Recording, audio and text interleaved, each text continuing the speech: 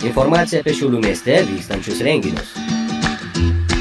Labadiena, eteryje Erika ir Martynas, ir mes apžvelgsime ateinančios savaitės kultūros renginius Šiaulių mieste. Gegužės 19-20 dienomis Šiaulių arenoje vyks Lietuvos miestų lygų krepšinio turnyras Super taurė. Tai jau trečiasis turnyras Šiaulių arenoje. Varžybų metu bus išsiaiškinta stipriausia Lietuvos miestų lygos krepšinio komanda. Turnyre dalyvauja 2011-2012 metų sezono Lietuvos miestų lygos krepšinio komandos čempionės iš Šiaulių, Kauno, Vilniaus, Alytaus, Klaipėdos ir Panevėžio. Ketvirtadienį, gegužės 17-19 val. Koncertų salėje Saulė grupė Rasa Basa pristato visiškai naują savo albumą 2 ir kviečia gyvos muzikos koncertus.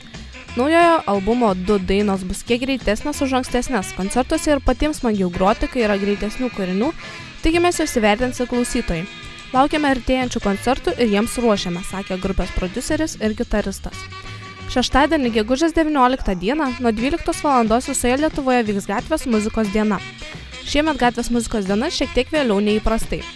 Savaitgalis Jonai Pastoniai. Penktadienį, gegužės 18 dieną, 20 val. Klube gros grupė Vairas.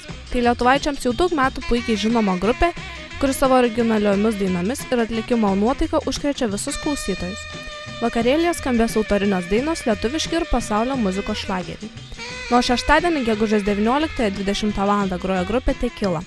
Grupės repertuarą sudaro coveriai, žymus populiarių grupių šlageriai, taip pat grupės Tekila sukurti autoriniai kūriniai, tokie kaip Su tavimi, Atostogos, Labanakt, Mano meilė ir taip toliau. Nuo gegužės 18 dienos galės išvysti šios filmus. JAV komedija Diktatorius, animacinė komedija Legendinis vikingas Toras bei drama Ko laukti, kai laukiasi. Ačiū už dėmesį ir iki kitų susiklausimų.